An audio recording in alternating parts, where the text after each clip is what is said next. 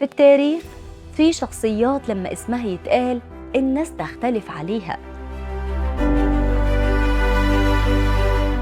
في اللي يشوفه فاتح عبقري وفي اللي يشوفه سياسي خطير، وفي اللي لحد النهارده مش قادر يفصل بين ذكائه وجدليته.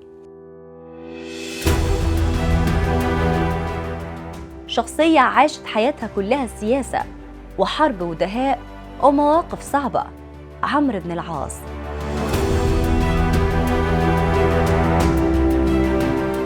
فاتح مصر وأول والي مسلم عليها، واحد من أذكى العقول السياسية في تاريخ العرب.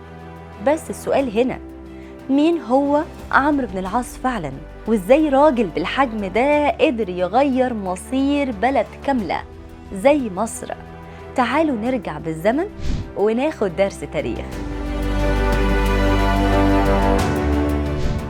عمرو بن العاص اتولد تقريبا سنة 575 ميلاديا من قبيلة بني السهم من قريش، وأبوه هو العاص ابن وائل السهمي، واحد من كبار رجال مكة، وأمه كانت سلمى بنت حرملة، وكان ليها لقب مشهور في الجاهلية وهو النابغة، وقصتها كانت دايما مسار جدل، وده خلى بعض الناس في الجاهلية يعايروا عمرو بنسبه وينادوه بابن النابغة.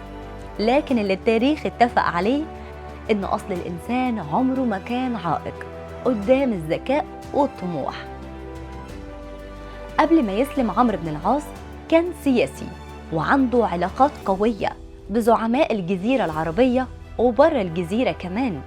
قريش اختارته في مهمة حساسة جدا، إنه يروح الحبشة ويقنع النجاشي يسلم المسلمين اللي هاجروا هناك.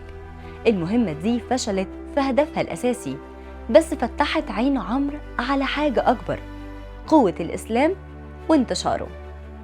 في أوائل السنة الثامنة للهجرة عمرو بن العاص قرر ياخد أخطر قرار في حياته وأسلم. مش لوحده، ده دخل المدينة ومعاه خالد بن الوليد وعثمان ابن طلحة، ودخول الثلاثة دول الإسلام كان نقطة قوة كبيرة للمسلمين. النبي صلى الله عليه وسلم كان شايف كويس إن عمرو ده مش شخص عادي، فعينه قائد في أكتر من مهمة، منها سرية ذات سلاسل وحقق فيها نصر واضح، وبعدها بعته سفير لعمان ودعا ملكيها للإسلام ونجح. وفي عهد أبو بكر الصديق شارك عمرو في حروب الردة، ومع تجهيز جيوش فتح الشام اتكلف بقيادة جيش فتح فلسطين، وشارك في اليرموك، ثم فتح مناطق كتير في فلسطين وحاصر بيت المقدس اللي استسلمت في الآخر صلحاً بحضور عمر بن الخطاب نفسه. وهنا عمر فتح موضوع كان هيغير تاريخ المنطقة كلها، فتح مصر. عمر بن الخطاب كان فاهم إن الشام مش هتستقر طول ما الروم مسيطرين على مصر والبحر المتوسط في إيديهم. وعمرو بن العاص كان عنده ميزة خطيرة، هو عارف مصر كويس وزارها قبل كده، وعارف إن الأقباط بيعانوا من ظلم الروم ومستنيين الخلاص.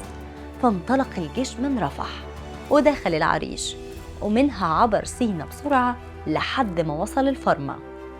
وفي الفرمة حصل هناك حصار شهر كامل، وسقطت سنة 20 هجرياً. وبالبيس حصل فيها مقاومة شديدة وتم فتحها بعد معركة طويلة. دنين منطقة العباسية حالياً أكبر مواجهة قبل القاهرة.